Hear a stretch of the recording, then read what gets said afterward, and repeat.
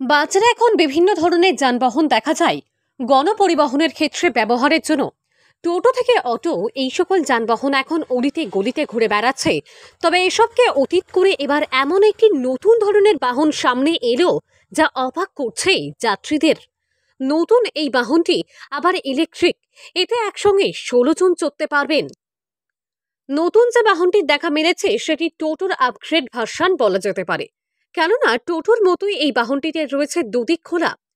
তবে টোটোর থেকে আকারে অনেকটা বড় এবং সিট সংখ্যা অনেক বেশি। টোটোর সঙ্গে আরও একটি সামঞ্জস্য রয়েছে এই বাহনটির। আর কি হলো, এটিও টোটোর মতো ইলেকট্রিক ভার্সনের বাহন। এটি টোটোর মতোই ব্যাটারিতে চলে। এমন নতুন ধরনের বাহন অবশ্য রাজ্য বা দেশের সব জায়গায় খুঁজে পাওয়া যাবে না। আপাতত এই বাহন চলছে বাঁকুড়াতে। বাঁকুড়ার বাসিন্দা চঞ্চল সিং এবং অভিনব বাহন তৈরি করেছেন। অভিনব এই বাহনটি তৈরি করে তিনি জানিয়েছেন, এই বাহন এতটাই ক্ষমতা সম্পন্ন এবং এর আসন সংখ্যা এতটাই বেশি যে 16 জন যাত্রী আরাম করে বসে যাতায়াত করতে পারবেন। আবার যদি বাচ্চাদের নিয়ে যাওয়া হয় তাহলে 25 থেকে 30 জনকে নিয়ে যাওয়া সম্ভব।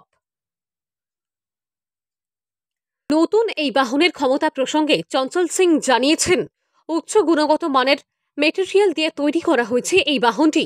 12 থেকে 15 বছর জীবনচক্র রয়েছে এমন লিথিয়াম ব্যাটারি ব্যবহার করা হয়েছে, যে ব্যাটারির 5 বছরের ওয়ারেন্টি দেওয়া হচ্ছে।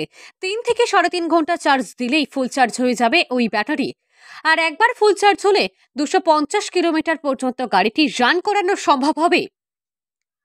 চঞ্চল সিং অর্থাৎ যিনি এই গাড়িটি তৈরি করেছেন তিনি জানিয়েছেন, গাড়িটি 2 ধরনের তৈরি করা হয়েছে। এক ধরনের গাড়িতে রয়েছে ডিস্ক ব্রেক এবং অন্য আরেক ধরনের গাড়িতে রয়েছে ড্রাম ব্রেক। এই ধরনের গাড়ি তৈরি করতে 3.5 থেকে 4 লক্ষ টাকা খরচ হবে বলে জানিয়েছেন তিনি অত্যাধুনিক এবং উচ্চ গুণগত মানসহ জিনিসপত্র ব্যবহার করে এই গাড়ি বিক্রি করছেন, যা এখন এলাকায় আলাদাভাবে আকর্ষণের কারণ হয়ে দাঁড়িয়েছে।